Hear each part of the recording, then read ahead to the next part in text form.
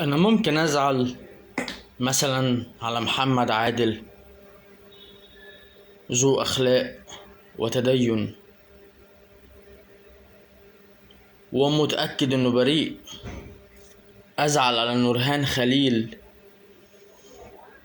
اللي هي انجاب زنا، ملهاش دخل، هي ما ملهاش ذنب. انما ما ازعلش على واحدة اهلها اصلا مربوهاش، اصلا اتقتلت، اغتصبت، هتك عرضها، اي جريمة كانت، اي ضرر حصل لها ما ازعلش. هي عملت اي جريمة ما ازعلش، ولا يفرق معايا الموضوع اصلا لما اسمعه، يعني ولا يفرق معايا، طز فيها. دي تربية اهلها،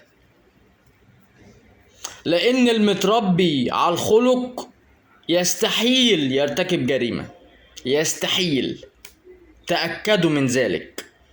اللي متربي على حسن الخلق سواء شاب او بنت يستحيل يرتكب جريمة، يستحيل.